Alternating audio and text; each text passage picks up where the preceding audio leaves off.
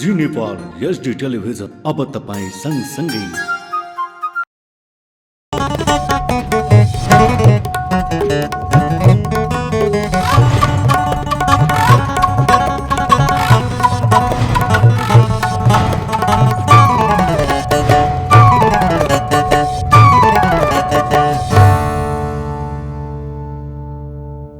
नमस्कार, जी नेपाल न्युजमा यहाँलाई स्वागत छ। म खेमा जोशी। सुरु गरौं प्रमुख समाचारका शीर्षकहरूबाट। मुलुकको अर्थतन्त्रमा देखिएको समस्याको उपाय सहितको बजेट ल्याउन सरकारलाई राष्ट्रिय सभा सदस्यहरूको सुझाव। अर्थतन्त्रमा देखिएको समस्या समाधानको उपाय अपनाउन आग्रह। नक्कली भुटानी शरणार्थी प्रकरणमा कसैलाई जोगाउने काम नगर्न रासोपा सभापति लामी छानेद्वारा सरकारको ध्यानाकर्षण। सरकारले पेश गरेको पूर्व बजेट प्रस्ताव आशा लाग्दो नभएको उल्लेख। स्वास्थ्य तथा जनसङ्ख्या मन्त्री बस्नेतद्वारा मन्त्रालय र विभिन्न विभागहरूमा आकस्मिक अनुगमन। टेकु अस्पतालको पूर्वाधारलाई पूर्ण बनाउन आफूले पहल गर्ने भनाई। पेरुको एक सुनखानीमा भएको आगलागीमा परेर कम्तीमा 27 जनाको ज्यान गयो। 175 जनाको सकुशल उद्धार। र भारतमा आयोजना हुने 14औं संस्करणको पुरुष साफ च्याम्पियनसिप फुटबलमा लेबनानले सहभागिता जनाउने। च्याम्पियनसिप असार 6 देखि 18 गतेसम्म बेङ्गलोरमा हुने। अब समाचार विस्तारमा।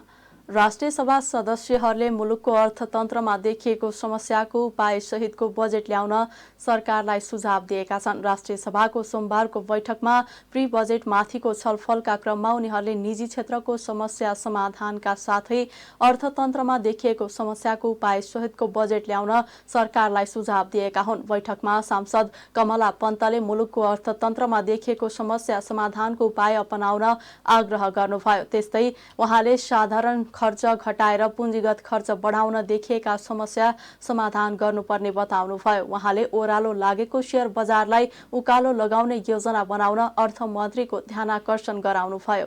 अब अर्थमन्त्रीज्यूले आफै स्पष्ट पार्नु भएको छ कि परिस्थिति यस्तो छ र यसलाई समाधान खोज्नु पर्यो। राज्यले, अर्थ मन्त्रालयले, अर्थमन्त्रीज्यूले बजेट आउँदैछ। अब हामीले यहाँ संविधान प्रदत्त मौलिक हक र दिगो विकास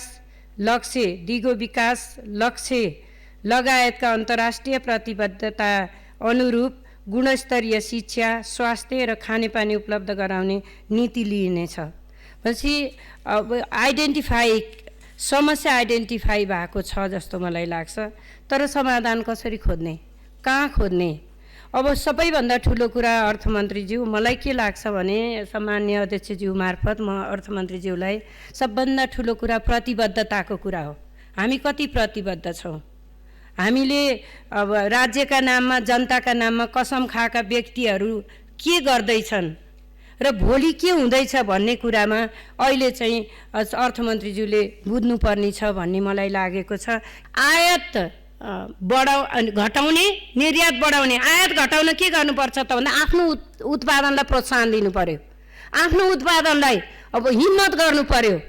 बाहिरबाट आउने सामानहरूलाई आफूसँग भएको कोदो खाने, चामल खान किन पर्यो, कोदो खाए पनि त हुन्छ नि भन्ने किसिमको एउटा उत्साह जगाउनु पर्यो। त्यस्तै सांसद दिलकुमारी थापा रावलले चालु आर्थिक वर्षको आर्थिक वृद्धि दर 3% खुम्चने अवस्थामा फराकिलो आर्थिक हुन्छ भन्ने आधार स्पष्ट नभएको बताउनुभयो। उहाँले करका दर हेरफेर गर्दा बिचौलियाको चलखेलका कारण पनि मुलुकको आर्थिक क्षेत्रमा नकारात्मक असर परेको धारणा राख्नुभयो।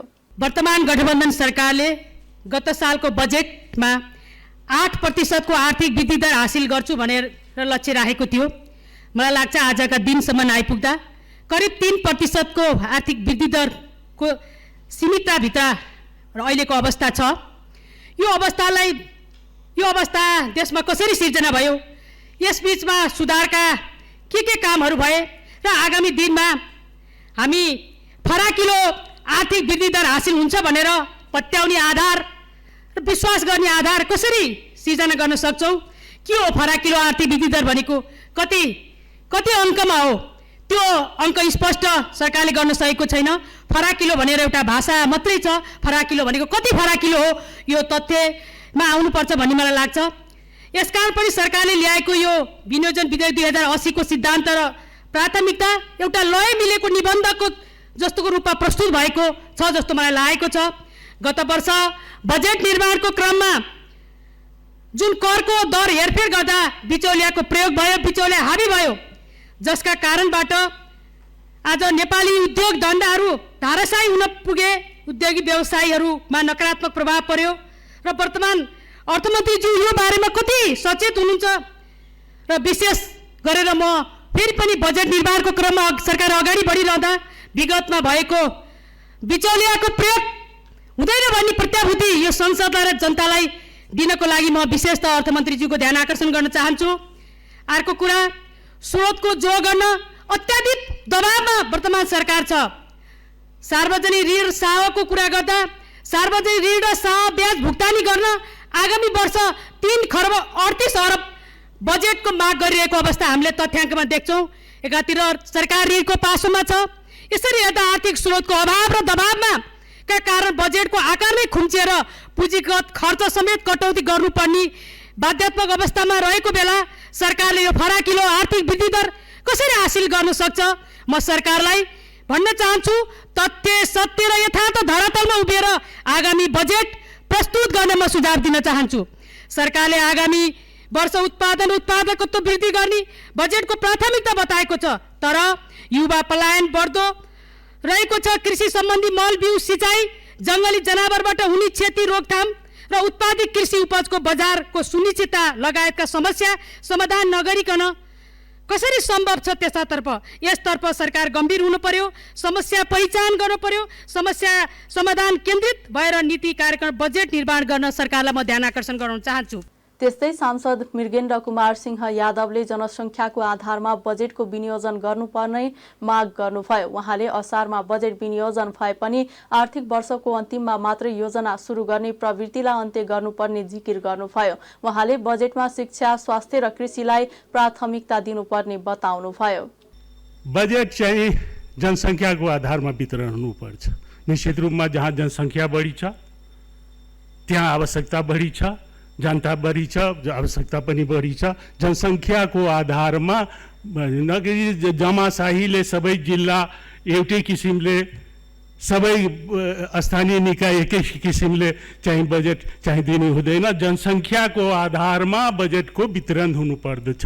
त्यो म सरकारसँग अर्थमन्त्रीजीसँग आग्रह गर्न चाहन्छु। त्यसअघि बैठकको सुरुमै नेकपा एमालेका सांसद भैरव सुन्दर श्रेष्ठले आइतबारको बैठकमा कङ्ग्रेसका सांसद रमेश जङ रायमाझीले दिएको अभिव्यक्ति संसदीय मर्यादा विपरीत भएको भन्दै त्यसलाई रेकर्डबाट हटाउन माग गर्नुभयो। हिजो पहिलो दिन बजेट अधिवेशनको पहिलो दिन थियो, जहाँ चाहिँ दलको तर्फबाट मान्यज्यूहरूले, दल नेताहरूले बोलिराख्नु भएको चाहिँ थियो।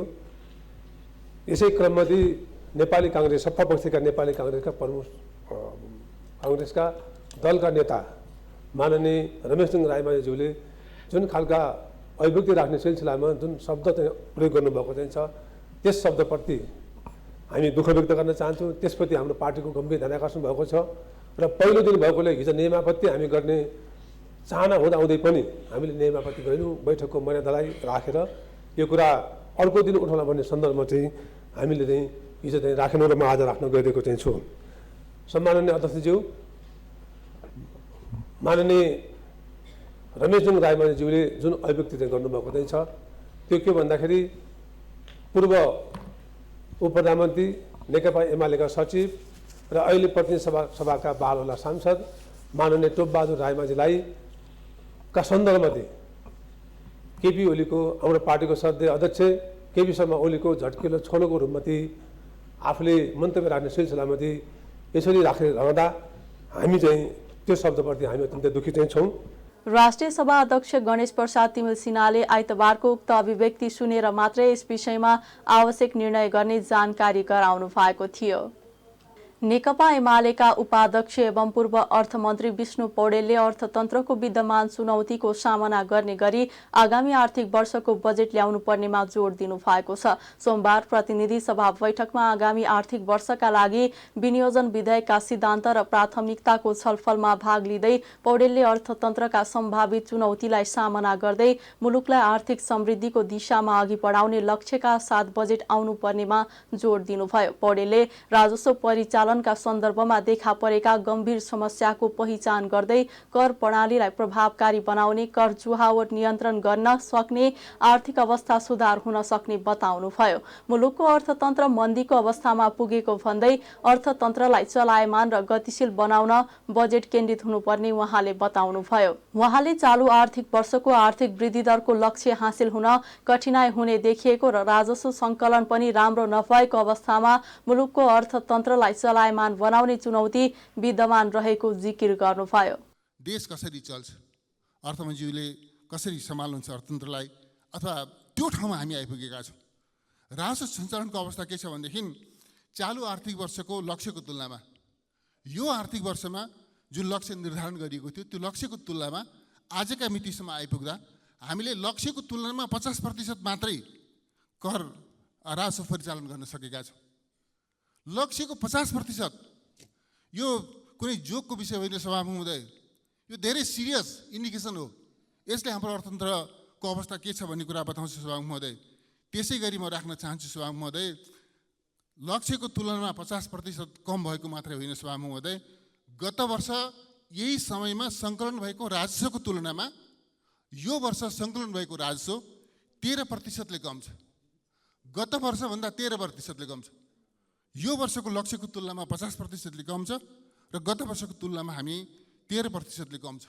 सभामुख महोदय, यो राजस्व परिचालनसँग सम्बन्धित अर्को एउटा कहाली लाग्दो आँकडा म प्रस्तुत गर्ने अनुमति चाहन्छु।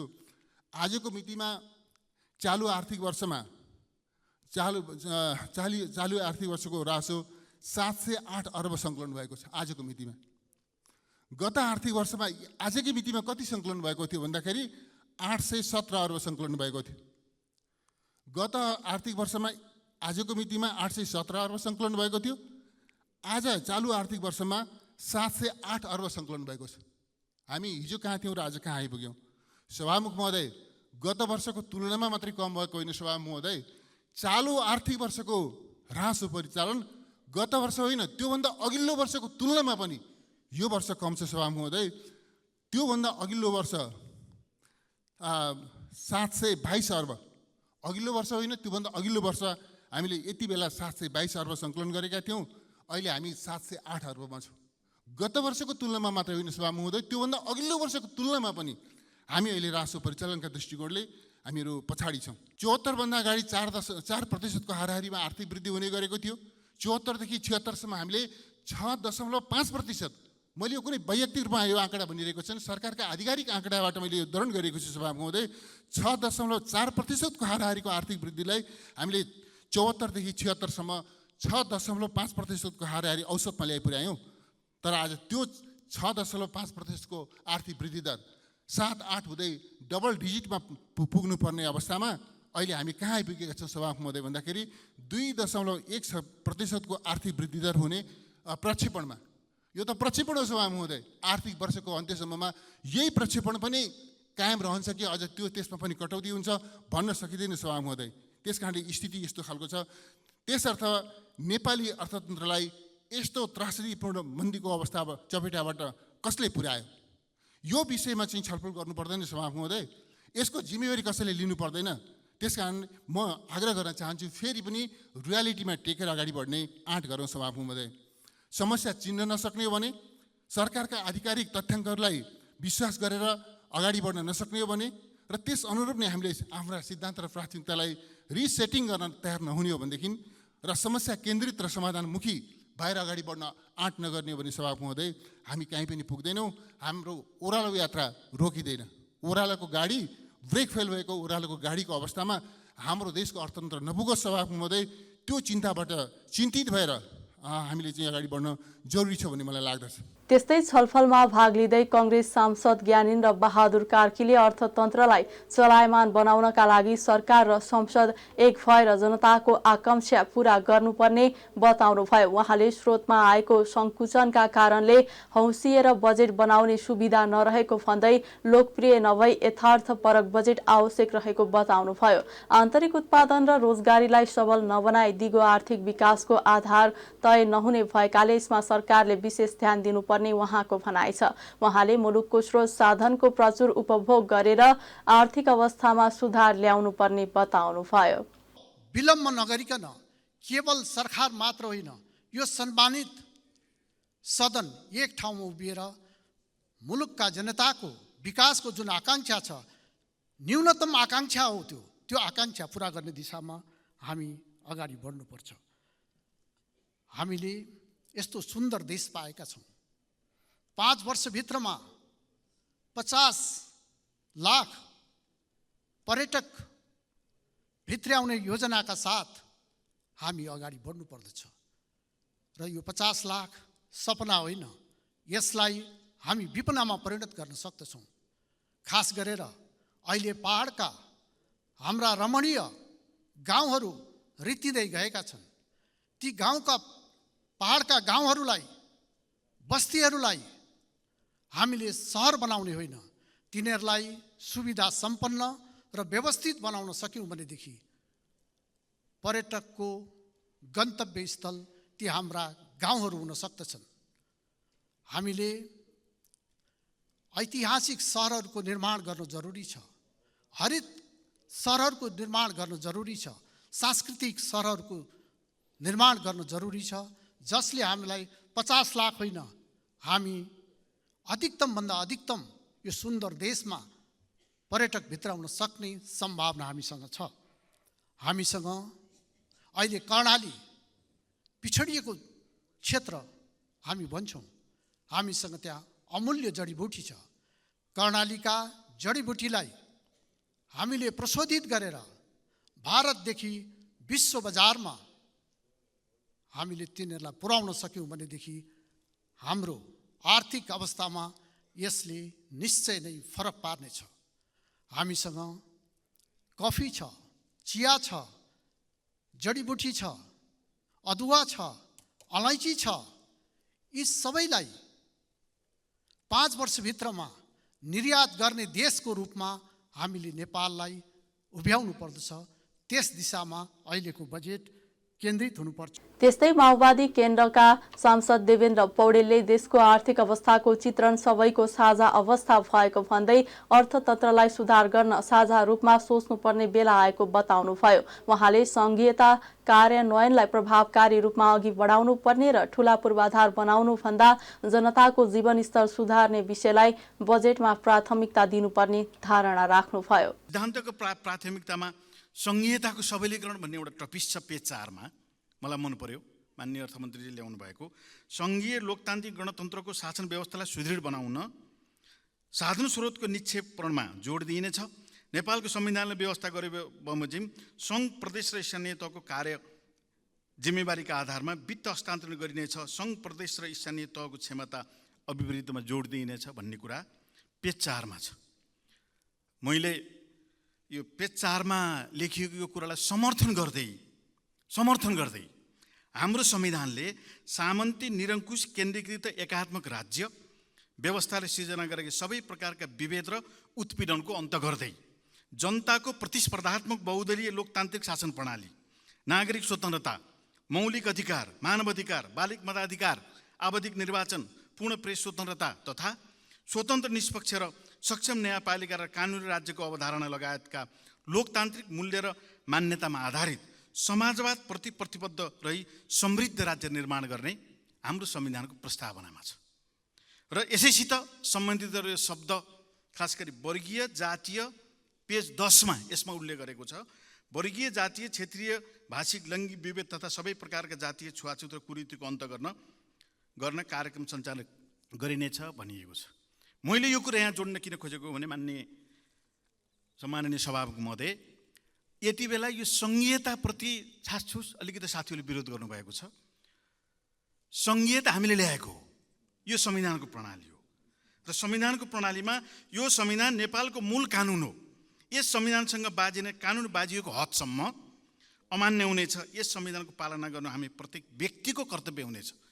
हामी सांसदहरू हौँ, निर्वाचित, यहाँ अघि सङ्घीय सांसद भनेर लेखिएको छ र यो चाहिँ हामीले प्रस्तावनामा लेखेको समाजवादप्रति प्रतिबद्ध रही समृद्ध राष्ट्र निर्माण गर्ने अबको हाम्रो सपनाबाट पछि फर्काउने प्रणालीको बहस गर्ने क्लब सङ्घीय सांसद होइन। यो बिन्दुबाट अगाडि बढ्नु छ। सङ्घीय संसदमा हुने छलफलहरू यो बिन्दुबाट राजतन्त्र फर्काउने, फेरि त्यही प्रकारको प्रणाली ल्याएर एकात्मक प्रणालीमा फर्काइयो भने अर्थ प्रणालीको सुधार हुन सक्दैन। त्यस कारणले हामी अगाडि बढ्नु छ। अगाडि बढ्नु भनेको समाजवाद हो। समाजवादी प्रणालीमा जानको निम्ति बहस केन्द्रित गरौँ। समाजवादी प्रणालीमा अगाडि जानको निम्ति बहसको आवश्यकता छ। शान्ति प्रक्रियासित सम्बन्धित कुराहरूमा चासो विरोध गरेर हामी सुन्छौँ, टुङ्ग्यौँ, सबैले हस्ताक्षर गरेर आएका हौँ। त्यो विषय पनि यो अहिलेको चाहिँ विनियोजन विधेयकमा उल्लेख भएको हुँदाखेरि यी कतिपय कुराहरूलाई अगाडि बढाउनु हामी सबैको चाहिँ साझा कर्तव्य र दायित्व हो। त्यस कारणले सामान्य सभामुख महोदय, यसैतिर प्रेरित भएर अब पछि फर्किने होइन, अघि बढ्ने हो। अघि बढ्ने भनेको सकारात्मक कुरा देखाउने हो। देश बर्बाद छ, खतम छ, आर्थिक प्रणाली पनि खतम छ, रोजगार पनि प्राप्त गर्न सकिँदैन, कर प्रणाली पनि बर्बाद छ, देशको चाहिँ कहीँ कतै पनि कुनै पनि सम्भावना छैन भन्ने कुराको नेगेटिभ मात्रै कुरा गरियो भने बस्छ देशमा युवा। उहाँले बजेटको सिलिङ निकै घटाउनेतिर नसोच्न समेत सुझाव दिनुभयो। राष्ट्रिय स्वतन्त्र पार्टीका सभापति रवि लामिछानेले नक्कली भुटानी शरणार्थी प्रकरणमा कसैलाई जोगाउने काम नगर्न सरकारको ध्यानाकर्षण गराउनु भएको छ। सोमबार प्रतिनिधि सभा बैठकमा पूर्व बजेटमाथिको छलफलका क्रममा लामिछानेले नक्कली भुटानी शरणार्थी प्रकरणलाई सिङ्गो अन्तर्राष्ट्रिय समुदायले समेत हेरिरहेको भन्दै मिलिजुली एक अर्कालाई जोगाउने काम नगर्न ध्यानाकर्षण गराउनु भएको हो। उहाँले अहिले भएको भ्रष्टाचार काण्डमा ताप्केको बिड तातेपछि बिस्तारै सेलाउँदै गएको आभास भएको जिकिर गर्नुभयो। त्यस्तै लामिछानेले सरकारले पेश गरेको पूर्व बजेट प्रस्ताव आशा लाग्दो नभएको र विश्वास गर्न सक्ने आधार नै नभएको बताउनुभयो। फरक तरिकाले काम गर्न सकिएन भने फरक नतिजा आउँदैन। अहिलेको सङ्कटबाट मुलुकलाई पार लगाउन माननीय अर्थमन्त्रीज्यूले विनियोजन विधेयकमा के फरक प्राथमिकता र सिद्धान्त लिनुभएको छ, यो संसदलाई विस्तृत व्याख्यासहित जवाफ दिनुपर्छ। माननीय अर्थमन्त्रीज्यूले प्रस्तुत गर्नुभएको विनियोजन विधेयक 2080 का सिद्धान्त र प्राथमिकताबाट हामी कति पनि विश्वस्त हुन सकेका छैनौँ। सम्मानीय सभामुख महोदय, जाँदा जाँदै म मेरो निर्वाचन क्षेत्रमा भएको दुःखद घटनामा यो शङ्कर खडेल आत्महत्या प्रकरणको छानबिन होस् र न्याय मिलोस् पीडितलाई भन्ने कुराको आवाज पनि उठाउन चाहन्छु। र अहिले भएको भ्रष्टाचारको यो काण्डमा, शरणार्थीको काण्डमा यो ताप्केको बिड तात्यो, ताप्दै गरेको ताप्के चाहिँ सेलाएको छ। यो ताप्के नसेलाओस्, सिङ्गो देश र अन्तर्राष्ट्रिय समुदायले हेरेको छ। दोषी कोही पनि नउम्कियोस्, मिलिजुली एकअर्कालाई जोगाउने काम नहोस्। हामी यसलाई अत्यन्त नजिकबाट निहालिरहेका छौँ। यस आर्थिक वर्षको 8 महिनामा गत वर्षभन्दा कम राजस्व सङ्कलन भएको छ। विगत 5 दशकमै राजस्व सङ्कलन पहिलो पटक गत वर्षको भन्दा कम हुने जोखिम देखिएको छ। आर्थिक वर्ष सकिन 2 महिना बाँकी हुँदा सरकारले राखेको लक्ष्यको 51% मात्र राजस्व सङ्कलन भएको देखिन्छ। यस्तो असाधारण अवस्थामा पुगेको अर्थतन्त्रलाई ट्र्याकमा ल्याउन र आम सर्वसाधारणलाई राहत दिन सधैँको जस्तो कर्मकाण्डी योजनाले के होला? सधैँ एउटै कुरा गर्ने, नतिजा चाहिँ अलग अपेक्षा गर्ने हाम्रो बानी हो कि जनतालाई झुक्क्याउने खेल? आशाका पुलिन्दा पस्किने हो कि व्यावहारिक र समाधानमुखी नीति अङ्गीकार गर्ने? असफल नीति र प्रक्रियालाई निरन्तरता दिने कि नयाँ र सृजनात्मक प्रक्रिया अवलम्बन गर्ने? वर्षेनी गरिनेछ भनिने तर पुरा नगरिने बजेटले राज्यप्रति जनताको विश्वास कसरी बढाउँछ? उहाँले असाधारण अवस्था रहेको अर्थतन्त्रलाई सही बाटोमा ल्याउनका लागि आशाका पुलिन्दा नभई समाधानमुखी नीति अङ्गीकार गर्न सरकारलाई सुझाव दिनुभयो। प्रतिनिधि सभा बैठकमा बोल्न समय नदिएको भन्दै स्वतन्त्र सांसद अमरेश कुमार सिंहले संसदभित्रै कपडा खोलेर विरोध जनाउनु भएको छ। सोमबार बसेको बैठकको सुरुमै सिंहले बोल्नका लागि सभामुखसँग समय माग गर्नु भएको थियो, तर सभामुख देवराज घिमिरेले नियमित कार्यसूचीमा जाने र बोल्न समय दिन नमिल्ने बताएपछि सिंहले कपडा खोल्नु भएको थियो। सिंहले कपडा खोलेपछि सभामुख घिमिरेले असभ्य व्यवहार नदेखाउन चेतावनी दिनुभयो। उहाँले सिंहले संसदीय मर्यादा कायम नगरे थप कारबाही गर्ने चेतावनी दिएपछि सिंहले कपडा लगाउनु भएको थियो। बैठक बैठकमा अन्य सांसदहरूले पनि बैठकको सुरुमै बोल्न माग गरेका थिए। स्वास्थ्य तथा जनसङ्ख्या मन्त्री मोहन बहादुर बस्नेतले मन्त्रालय र विभिन्न विभागहरूमा आकस्मिक अनुगमन गर्नु भएको छ। सोमबार बिहान 9:30 बजे मन्त्रालय पुग्नु भएका मन्त्री बस्नेतले आफ्नै मन्त्रालयमा समयमा कर्मचारी आए नआएको अनुगमन गर्नु भएको हो। सो क्रममा अधिकांश सचिवदेखि कर्मचारी समयमा नै कार्यालय नपुगेको पाइएको छ। समयमा नै कर्मचारी कार्यालय नपुगेपछि मन्त्री बस्नेतले फोन गरेर नै जानकारी लिनु भएको थियो। मन्त्रालयभित्रै आकस्मिक अनुगमन गरेपछि उहाँ टेकु स्थित विभिन्न विभाग पुगेर आकस्मिक अनुगमन गर्नु भएको थियो। विभिन्न विभागमा पनि समयमा नै कर्मचारी नपुगेको जानकारी पाएपछि मन्त्री बस्नेतले यस विषयमा मन्त्रालयमा जानकारी गराउन निर्देशन दिनु भएको थियो। मन्त्री बस्नेतले राम्रा कामको सुरुवात आफैबाट गर्नुपर्ने भन्दै मान्यताका साथ अघि बढेको भन्दै मातहतका कार्यालयमा पनि सुधारको काम गर्ने बताउनुभयो। उहाँले समयमा नै कार्यालय पुग्ने कर्तव्य राष्ट्रसेवक कर्मचारीहरूको भएकाले यस विषयलाई कडाइका साथ लागू गर्ने धारणा राख्नुभयो। सर्ने र नसर्ने रोगको अवस्थामा टेकु अस्पतालको ल्याब र प्रशासनले गरेको कामको पनि आफूले जानकारी लिएको भन्दै मन्त्री बस्नेतले अस्पतालको पूर्वाधारलाई पूर्ण बनाउन आफूले पहल गर्ने जिकिर गर्नुभयो।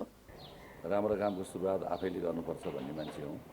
त्यसरी पदमा रहँदा वा नरहँदा मैले जहिले पनि समाजको हित उन्नति प्रगतिको लागि काम गर्दै आएको हुँ र म यो स्वास्थ्यको क्षेत्रमा पनि धेरै सानो उमेरदेखि काम गर्दै आएको मान्छे हुँ र साथसाथै यो कोभिडको महामारी चल्दाखेरि पनि सिन्धुपाल्चोक जिल्लामा त सरकारले गर्न नसकेका काम सबै खाले काम हामीले गरेका हौँ र देशका विभिन्न जिल्लामा पनि हामीले स्वास्थ्य सेवा उपलब्ध गराउने हिसाबले स्वास्थ्य सामग्री बाँड्दै पनि हिँड्यौँ र अघिबाडी पहिलो होइन। अब त्यस कारण मैले के भने अब हामीले त काम गर्नु पऱ्यो नि। त्यस कारण त्यो कामका बारेमा चाहिँ सबभन्दा पहिला ठिक टाइममा कर्मचारीहरू राष्ट्रिय कर्मचारी साथीहरू अफिस आइदिनु पऱ्यो होइन, पुरा समय काम गरिदिनु पऱ्यो। बाहिर फिल्डमा हो भने त्यो फिल्डमा भएको जानकारी भइहाल्छ होइन, काम बिदामा भयो बिदामा थाहा भइहाल्छ। त्यसैले आज चाहिँ म 9:30 बजे अफिस आएको थिएँ मन्त्रालय। ठ्याक्क 10 बजेबाट मैले त्यहाँ अनुगमन सुरु गरेँ। गर्दाखेरि मन्त्रालयमा केही साथीहरू टाइममा अफिस नआएको प्राप्त भयो। त्यसपछि हामी विभाग आयौँ। मैले सचिवज्यू र प्रशासन प्रमुखज्यूलाई लिएर हामी यता आयौँ। यहाँ डिजी साहबलाई भेट्यौँ। यहाँ आउँदा हाम्रो 10:30 भइसकेको थियो। यहाँ आउँदाखेरि चाहिँ सायद हामी अलि ढिला पनि आइपुग्यौँ होला र कर्मचारीहरू केही कर्मचारीहरू आइपुग्नु भएको रहेछ, तर बढी सङ्ख्यामा चाहिँ आइसक्नु भएको थियो। त्यतिखेर हामीले हेर्दा लगभग अब 11:15 जति भइसकेको अवस्था थियो र यसमा चाहिँ कार्य प्रगतिको हिसाबले चाहिँ अहिले कम्युनिकेबल डिजिज एकातिर, नन कम्युनिकेबल डिजिज एकातिर। अब यो दुवै रोगको चाहिँ परीक्षणका सम्बन्धमा चाहिँ यसलाई अहिले लामो लाइन बस्नुपर्ने, लामो सङ्ख्यामा हेर्नुपर्ने यो विशेष परिस्थिति छ। यो परिस्थितिमा यहाँको ल्याबोरेटरीले के गरिरहेछ भन्ने विषयमा पनि डिजी साहब लगायत यहाँको सम्बन्धित डाक्टर साहबहरूबाट हामीले हेऱ्यौँ। कतिपय यहाँको अहिलेको देखियो कामहरू सन्तोषजनक पनि छन्। केही कुराहरू चाहिँ थप्न पर्ने कुरा केही छ भने हामी चाहिँ अब सक्ने गर्छौँ भन्यौँ र उहाँहरूले सल्लाह गरेर मन्त्रालयमा हामी समन्वय गर्छौँ सचिवज्यूहरूसँग भनेर उहाँहरूले भनिरहनु भएको छ। कतिपय आएर काम गरिरहनु भएको छ, तर चाहिँ मैले अघि नै भने केही थोरै कर्मचारीहरू चाहिँ टाइममा आइपुग्नु भएको छैन। यसलाई मैले चाहिँ चाहे मन्त्रालयमा सचिवज्यूलाई होस्, चाहे यहाँ डिजी साहबलाई होस्, चाहे तालिम केन्द्रमा होस्, चाहे अरू चाहिँ ल्याबोरेटरीमा होस्, अब सबैमा मैले चाहिँ उहाँहरूलाई चाहिँ भनेको छु, मेरो तर्फबाट आग्रह गरेको छु कि टाइमली सबैले अफिसमा आएर काम गरिदिनु पऱ्यो। र अहिले चाहिँ यो बर्सातको सिजन हुन लागेको छ, गरम बढिरहेको छ। यो बेलामा चाहिँ डेङ्गु पनि बढ्ने यही बेलामा हो, हैजा पनि बढ्ने यही बेलामा हो, अन्य रोग यो चाहिँ महामारी बढ्ने पनि यही बेलामा हो, झाडा पखालाका बेला यही हो। त्यस कारणले देशभरि अहिले डिजी साहबको भनाइअनुसार हामीले रोगका प्रकृतिहरूका बारेमा नै अध्ययन टोलीहरू खटाइरहेछौँ, रिपोर्ट आइरहेछन्। यसलाई चाहिँ के गर्न सकिन्छ भन्ने विषयमा चाहिँ अब हामी त्यो सबै रिपोर्टको आधारमा अगाडि बढ्छौँ भनेर भनिरहनु भएको छ। त्यो भनिएको कुरा सकारात्मक हो, तर भन्ने अनुसार काम हुन्छ हुँदैन भन्ने कुरा चाहिँ हेर्न बाँकी छ। उहाँले विभिन्न महामारी फैलने बेला भएकाले रोगको प्रकृतिको अध्ययन भइरहेको अवस्थामा ठोस निष्कर्ष निस्कने गरी काम गर्नुपर्ने बताउनुभयो। मन्त्री बस्नेतले समयमा नै आएर काम गर्न निर्देशन दिएको जानकारी दिनुभयो। सांसद अमरेश कुमार सिंहले अकुत सम्पत्ति कमाएको भन्दै छानबिनका लागि अख्तियार दुरुपयोग अनुसन्धान आयोगमा उजुरी परेको छ। सर्लाहीको कविलासी नगरपालिकाका विकास कुमार ठाकुरले सांसद सिंह विरुद्ध उजुरीको माग गरेर आज सोमबार अख्तियार दुरुपयोग अनुसन्धान आयोगमा उजुरी दिनुभएको हो। उजुरीमा 2063 सालमा राजनीति गर्दा सांसद सिंह कोठा भाडामा लिएर बसेको एउटा मोटरसाइकल मात्रै रहेको तर अहिले करोडौंको रुपैयाँ कसरी आर्जन भयो भनेर खोज्न माग गरिएको छ। अहिले सांसद सिंहसँग सर्लाहीको बलरा नगरपालिकामा 2.5 तलाको 2 करोड रुपैयाँ पर्ने घर, 1.5 करोड रुपैयाँ पर्ने 2 बिघा जमिन, मंगलवामा भाउजूको नाममा 2 करोड रुपैयाँ पर्ने जग्गा, जेठी श्रीमतीको नाममा झापाको भद्रपुरमा 2 करोड रुपैयाँ पर्ने जग्गा, ललितपुरको सैबुमा एउटा 3 तले र अर्को 4 तले घर गरेर 30 करोड रुपैयाँको सम्पत्ति रहेको उजुरीमा उल्लेख छ। यस्तै सैबुमै 20 करोड रुपैयाँको जग्गा, ग्वार्कोमा बहिनीको नाममा 5 करोड रुपैयाँ पर्ने जग्गा, विभिन्न कलेजमा लगानी, दाजु र भाउजूको नाममा भारतको नयाँ दिल्लीमा 5 करोड भारूको घर रहेको, काठमाडौँको छाउनीमा रहेको कोलोनीमा 5 करोड रुपैयाँको शेयर लगायतको सम्पत्ति रहेको पनि उल्लेख छ। अनुसन्धान गर्दै जाँदा थप सम्पत्ति फेला पर्न सक्ने पनि उजुरीमा उल्लेख छ। कोशी प्रदेशको पुनः नामाकरण हुनुपर्ने माग राख्दै आन्दोलनरत प्रदेश 1 पुनः नामाङ्कन संयुक्त संघर्ष समितिले थप आन्दोलनका कार्यक्रम सार्वजनिक गरेको छ। सोमबार काठमाडौँमा पत्रकार सम्मेलन गर्दै समितिले कोशी नाम खारेजी जागरण अभियान अन्तर्गत आमसभा, बहिष्कार, तालाबन्दी, कालो झण्डा गाड्ने लगायतका आन्दोलनका कार्यक्रम सार्वजनिक गरेको हो। समितिले कोशी नामाकरणमा हस्ताक्षर गर्ने सांसद र प्रमुख दलका नेता विरुद्ध उनीहरू सहभागी कार्यक्रममा विरोध प्रदर्शन गर्ने र उनीहरूलाई होटलमा बस्न र कार्यक्रम नगर्न, हल नदिन आग्रह गर्ने जनाएको छ। त्यस्तै आन्दोलनलाई सशक्त बनाउनका लागि वैशाख 26 गते झापाको दमकमा राँके जुलुस प्रदर्शन गर्ने किरात राई यायोक्साका अध्यक्ष जीवन हाताचो राईले जानकारी दिनुभयो। त्यस्तै वैशाख 28 गते आमसभा, संघर्ष समिति विस्तार, तालाबन्दी, कोशी नाम हटाउने, जलाउने, मेट्ने, कालो झण्डा गाड्ने र 82 जना सांसदलाई बहिष्कार कार्यक्रम जारी राख्ने उहाँले बताउनुभयो। त्यस्तै जेठ 2 गतेदेखि 5 गतेसम्म कोशी प्रदेशका 14 वटै जिल्लाका मुख्य स्थानमा जनजागरण अभियानलाई तीव्रता दिने जेठ दोस्रो हप्ता बृहत भेला आयोजना गर्ने राईले बताउनुभयो। सङ्घर्ष कुनै पनि पार्टी र नेतृत्व विशेषप्रति लक्षित नभएको प्रश्न पार्दै प्रदेशको नाम कोशी राख्ने 82 प्रदेश सभा सदस्य र नस्लीय नाम राख्न निर्देशन गर्ने दलका अध्यक्षहरू र यसको लागि मुख्य भूमिका खेल्ने मुख्यमन्त्री हिक्मत कार्की सहभागी हुने कार्यक्रममा कोशी नाम खारिज नभएसम्म र प्रदेश सभाबाट ऐतिहासिक पृष्ठभूमि र प्राचीन सभ्यताको आधारमा बहुपहिचान युक्त नाम पुनः नामाङ्कन नहुन्जेल र आन्दोलनकारीहरू प्रति लागेको झुटो आरोप मुद्दा फिर्ता र शहीद परिवारलाई क्षतिपूर्ति नदिउन्जेलसम्म सशक्त विरोधको आन्दोलन हुने सबैमा जानकारी गराउन चाहन्छौँ। यो आन्दोलनमा सशक्त रूपमा उत्रनका लागि सम्पूर्ण न्यायप्रेमी पहिचान पक्षधरहरू, आन्दोलनकारी एवं आम प्रदेश नम्बर 1 का निवासीहरू र आम नेपाली जनसमुदायलाई हार्दिक आह्वान गर्दै तत्काललाई निम्न कार्यक्रमहरू सङ्घर्ष समितिबाट जारी गरिएको अपिल गर्दछौँ। कार्यक्रम नम्बर 1, कोशी नाममा हस्ताक्षर गर्ने सांसद र उनीहरूलाई आदेश दिने दलका नाइके विरुद्ध विरोध जारी रहेको भूमिमा बहिष्कार र विरोधलाई अझ सशक्त बनाउनका लागि 2080 वैशाख 26 गते झापाको दमकमा साङ्केतिक राँके जुलुस प्रदर्शन गर्ने। 2, 2080 वैशाख 28 बाट 82 सांसद र उनीहरूका दलीय शीर्ष नेता हिँड्ने बाटो, बस्ने होटल, खाने स्थान, उनीहरू सहभागी हुने कार्यक्रम तथा बैठक स्थलहरूमा विरोधको कार्यक्रम गर्ने र यसका लागि होटलमा बस्न र कार्यक्रम गर्न हल नदिन सम्बन्धित पक्षहरूलाई अनुरोध पत्र दिने। 3, 2080 वैशाख 28 बाट कोशी नाम खारेजी जागरण अभियान अन्तर्गत जिल्ला आमसभा, सङ्घर्ष समिति विस्तार, तालाबन्दी, कोशी नाम हटाउने, जलाउने, मेट्ने, कालो झण्डा रोप्ने, 82 सांसद बहिष्कार कार्यक्रम गरी एवं तीव्रता दिने। 4, 2080 जेठ 2 देखि 5 गतेसम्म प्रदेश 1 को 14वटै जिल्लाका मुख्य स्थानहरूमा सङ्घर्ष समितिका केन्द्रीय नेताहरूको सहभागितामा प्रदेश नाम कोशी खारेजी गर्न जनजागरण अभियानलाई तीव्रता दिने। 5 आगामी जेठ दोस्रो हप्ताको प्रारम्भमा सङ्घर्ष समितिका केन्द्र, जिल्ला र स्थानीय निकायका सबै नेतृत्व पङ्क्तिको बृहत भेला आयोजना गर्ने। 6 प्रदेशको नाम कोशी खारेजीको आन्दोलनलाई व्यवस्थित गर्न पहिचानको लागि युवा शक्ति निर्माणमा तीव्रता दिने। 7 निकट भविष्यमा हुने प्रदेश सभा अधिवेशन केन्द्रित विशाल जनप्रदर्शनको व्यापक तयारी गर्ने। समितिले आफूहरूको आन्दोलन कुनै पनि पार्टी र नेतृत्व विशेषप्रति लक्षित नभएको प्रश्न पारेको छ। त्यस्तै समितिले जनताले सडक सङ्घर्ष गरिरहँदा समस्या समाधानको साटो आन्दोलनलाई थप उत्तेजित पार्न र विभिन्न आरोप लगाएर सङ्घर्षलाई भड्काउने काम कोशी नाम पक्षधर दलले गरेको आरोप लगाएको छ। नामाङ्करणको विरोधमा सङ्घर्षरत जनतालाई राजावादी भनेर झुटा आरोप लगाउनु निन्दनीय भएको समितिको भनाइ छ। काठमाडौँ महानगरपालिकाले महानगरभित्र रहेका अव्यवस्थित तार हटाउन सुरु गरेको छ।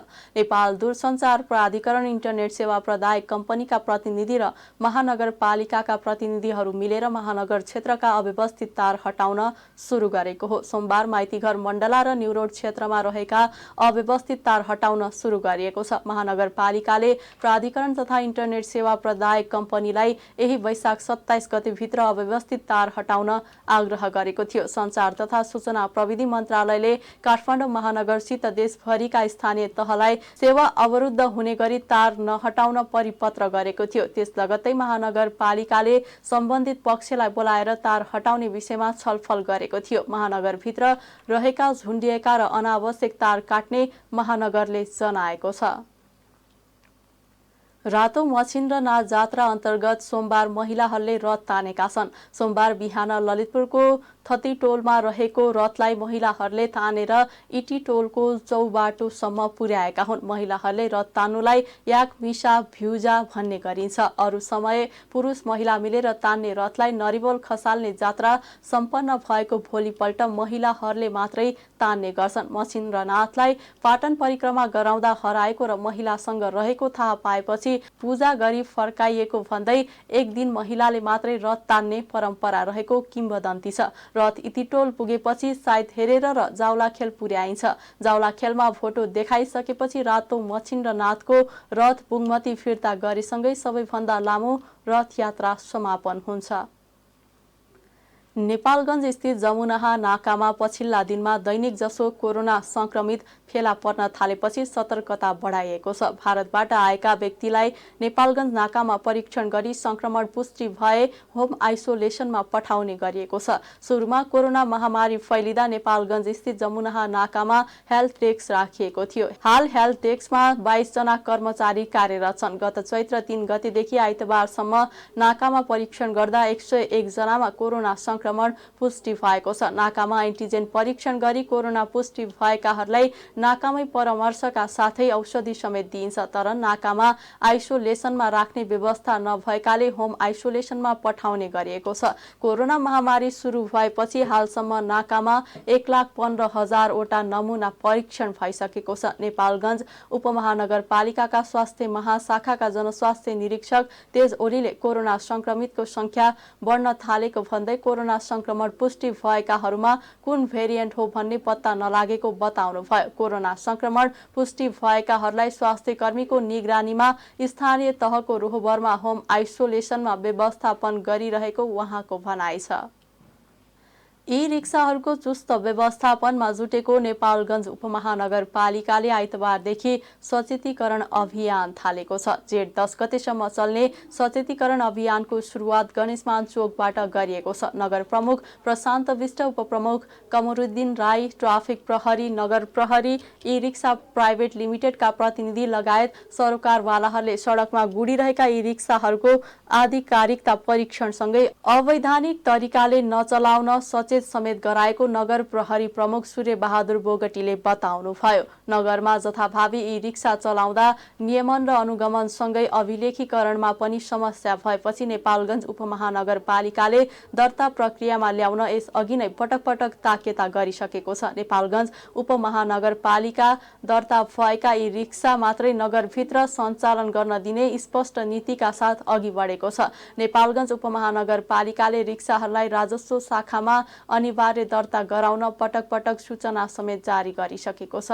राजस्व शाखामा दर्ता भएपछि चालक अनुमति पत्र प्रदान गर्दै यी रिक्सा चलाउँदा ध्यान दिनुपर्ने विषयमा आवश्यक तालिम समेत दिने गरिएको छ। निजी प्रयोजनका लागि भनेर किनिएका रिक्सा सार्वजनिक साधनका रूपमा प्रयोग गर्नेको संख्या अत्याधिक रहेको छ। रातो नम्बर प्लेटलाई आफू खुसी कालो बनाएर चलाउनेहरूको संख्या पनि ठूलो देखिएको छ। ई रिक्सामा साइड सिसा नराखेको, एक साइडमा डन्डी हाले नहालेको रातो नम्बर प्लेटका रिक्साले यात्रु ओसारे नओसारेको, रातोलाई आफू खुसी कालो बनाएर अवैध ढङ्गले चलाए नचलाएको, हेडलाइटको अवस्था लगायत कुरालाई मसिनो गरी हेरेर नियमन र अनुगमनको पाटोलाई प्रभावकारी बनाइने नेपालगञ्ज उपमहानगरपालिकाले जनाएको छ। कोरोना संक्रमणको दोस्रो लहरपछि सरकारले दक्षिणी नाकामा बनाएको सुविधा सम्पन्न हेल्डिङ सेन्टर प्रयोगविहीन बनेका छन्। संघीय सरकारले नेपाली सेना मार्फत 2078 सालमा पूर्वको काकडभिट्टादेखि पश्चिम गड्डा चौकीसम्मका 7वटा नाकामा सेन्टर निर्माण गरेको थियो। त्यसका लागि ललितपुरको हनुमान कन्स्ट्रक्सन कम्पनीलाई एकै डिजाइनमा बनाउने गरी ठेक्का दिएको थियो। नाकामा परीक्षण गरेर संक्रमण देखिएकालाई क्वारेन्टिनमा नराखी सिधै घर पठाउँदा गाउँसम्म संक्रमण फैलिएपछि रोकथाम गर्न सेन्टर स्थापना भएका हुन्, तर प्रयोगमै आउन सकेका छैनन्। ती संरचनाका सामान चोरी हुन थालेपछि अहिले सेन्टरमा पहरा दिन सेना खटिएको छ। अहिले नेपालगञ्जको जमुनाहा नाका हुँदै आउनेको रगत परीक्षण गर्दा संक्रमण देखिन थालेको हो। अस्पतालका शय्यामा संक्रमितको संख्या थपिँदै गएको छ, तर सरकारले होल्डिङ सेन्टर प्रयोगमा ल्याएर संक्रमितको उपचार गर्ने व्यवस्था मिलाउन सकेको छैन। जिल्ला कोभिड व्यवस्थापन समितिका अनुसार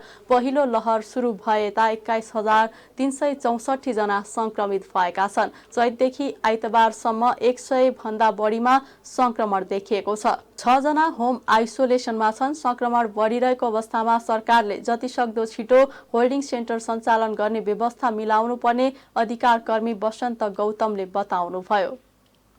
अब अर्थ समाचार। शेयर बजार आज सोमबार पनि दोहोरो अङ्कले घटेर राताम्य भएको छ।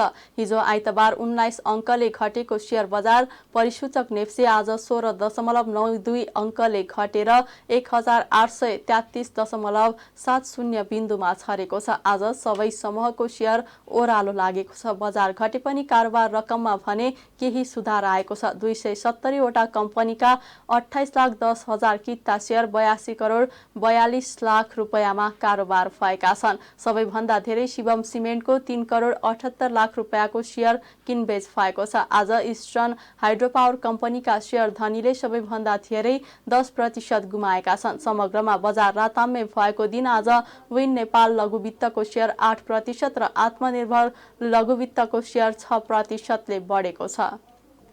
चोरी पैठारी नियन्त्रण गर्न नसक्दा नेपालगञ्ज नाकाबाट आयात हुने सामानको परिमाण घटेको छ। अवैध रूपमा सामान ओसार पसार गर्ने क्रम बढेपछि अघिल्लो आर्थिक वर्षको तुलनामा चालु आर्थिक वर्षमा आयात हुँदै आएका सामानको परिमाण घटेको अनुमान गरिएको छ। तर नेपालगञ्ज भन्सार कार्यालय चोरी पैठारी बढेको स्वीकार्न तयार छैन। उसले आर्थिक मन्दीका कारण उपभोक्ताले खरिद बिक्री नगर्दा आयात घटेको जनाएको छ। आयात घट्दा राजस्वमा असर परेको छ। नेपालगञ्ज भन्सार कार्यालयले सरकारले दिएको लक्ष्य भेटाउन सकेको छैन। साउन महिनामा सरकारले 1,78 करोड 85,55,000 रुपैयाँ लक्ष्य दिएको थियो, तर नेपालगञ्ज भन्सार कार्यालयले लक्ष्यको 75% अर्थात् 1,35 करोड 40,64,000 रुपैयाँ राजस्व सङ्कलन गर्न सकेको सूचना अधिकारी समेत रहनुभएका भन्सार अधिकृत डिल्लु प्रसाद शर्माले जानकारी दिनुभयो। उहाँका अनुसार गत आर्थिक वर्षको साउन महिनामा भन्सार कार्यालयले 131% राजस्व सङ्कलन गरेको थियो। सरकारले 1,53 करोड 44,29,000 लक्ष्य दिएकोमा नेपालगञ्ज भन्सार कार्यालयले 2,01 करोड 73,69,000 रुपैयाँ राजस्व सङ्कलन गरेको थियो। त्यसै गरी भाद्र महिनामा 64.25% राजस्व सङ्कलन हुँदा गत आर्थिक वर्षको भाद्र महिनामा लक्ष्यको 93.68% राजस्व सङ्कलन भएको भन्सार अधिकृत शर्माले बताउनुभयो। गत आर्थिक वर्षको असोज महिनामा 101.30% राजस्व सङ्कलन भएको थियो भने चालु आर्थिक वर्षको असोजमा मात्र 54.87% राजस्व सङ्कलन गर्न नेपालगञ्ज भन्सार सफल भएको छ। सरकारले कार्तिक महिनामा 2,39,42,07,000 रुपैयाँ लक्ष्य दिएको थियो, तर नेपालगञ्ज भन्सार कार्यालयले लक्ष्यको 64.46% अर्थात् 1,54,56,52,000 रुपैयाँ मात्र राजस्व सङ्कलन भएको छ। यसैबीच मङ्सिरमा लक्ष्यको 55.21%, पुसमा 56.30%, माघमा 61.24%, फागुनमा 55.1% र चैत महिनामा 68.88% राजस्व सङ्कलन भएको भन्सार अधिकृत शर्माले जानकारी दिनुभयो। उहाँका अनुसार गत आर्थिक वर्षको मङ्सिरमा 96.98% राजस्व सङ्कलन हुँदा पुस महिनामा 84.8%, माघमा 77.30%, फागुनमा 89.74% र चैतमा 79.16% राजस्व सङ्कलन भएको थियो। गत आर्थिक वर्षको चैत्र मसान्तसम्म 4,92,34,08,000 रुपैयाँ अर्थात् चालु आर्थिक वर्षको भन्दा 20,97,18,000 रुपैयाँ बढी राजस्व सङ्कलन भएको थियो। त्यसै गरी चामल आयातमा पनि कमी आएको छ। गत आर्थिक वर्षमा 1,40,28,79,55,000 किलोग्राम चामल आयात भएको थियो। उक्त चामल आयातबाट 94,14,21,000 रुपैयाँ राजस्व सङ्कलन भएको थियो, तर चालु आर्थिक वर्षको चैत्र मसान्तसम्म घटेर 52,23,96,15,000 किलोग्राम चामल आयात भएको नेपालगञ्ज भन्सार कार्यालयले जनाएको छ।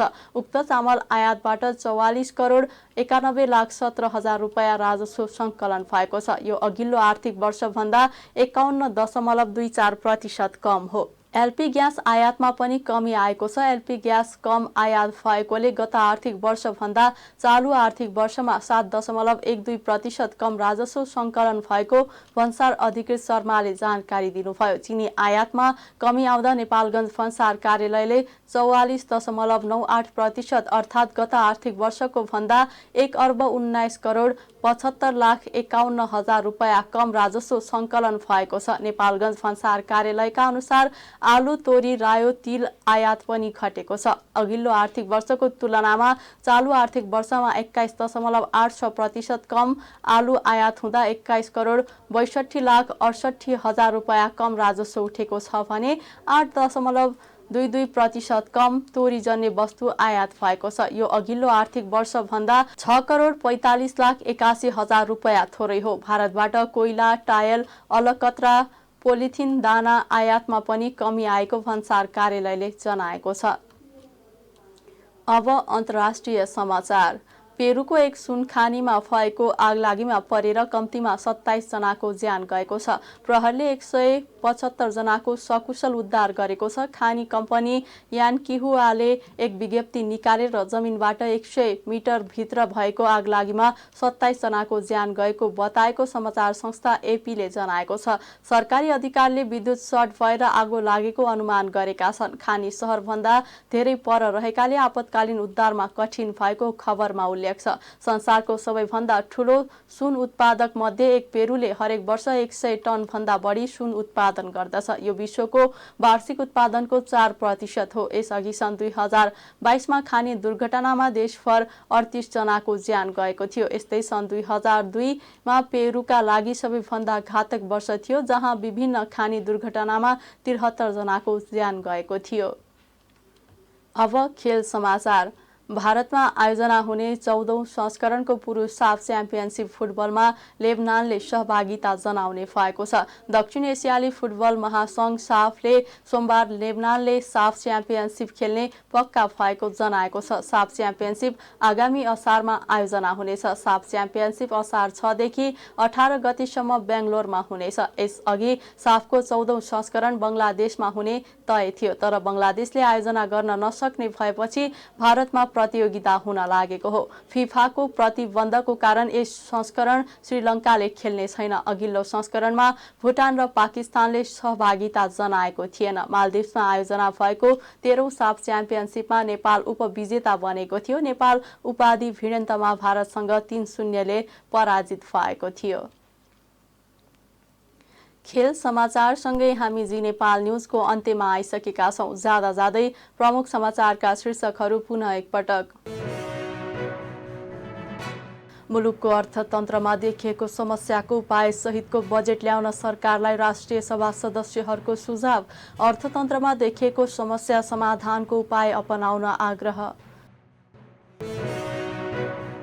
नक्कली भुटानी शरणार्थी प्रकरणमा कसैलाई जोगाउने काम नगर्न रासोपा सभापति लामी छानेद्वारा सरकारको ध्यानआकर्षण। सरकारले पेश गरेको पूर्व बजेट प्रस्ताव आशा लाग्दो नभएको उल्लेख। स्वास्थ्य तथा जनसङ्ख्या मन्त्री बस्नेतद्वारा मन्त्रालय र विभिन्न विभागहरूमा आकस्मिक अनुगमन। टेकु अस्पतालको पूर्वाधारलाई पूर्ण बनाउन आफूले पहल गर्ने भनाई। पेरुको एक सुनखानीमा भएको आगलागीमा परेर कम्तीमा 27 जनाको ज्यान गयो। 175 जनाको सकुशल उद्धार। र भारतमा आयोजना हुने 14औं संस्करणको पुरुष साफ च्याम्पियनसिप फुटबलमा लेबनानले सहभागिता जनाउने। च्याम्पियनसिप असार 6 देखि 18 गतिसम्म बेङ्गलोरमा हुने। प्रमुख समाचारका शीर्षकसँगै अहिलेका लागि जी नेपाल न्युज सकियो। ताजा समाचार र मनोरञ्जनका लागि जी नेपाल 4K टेलिभिजन हेर्दै गर्नुहोला। नमस्कार।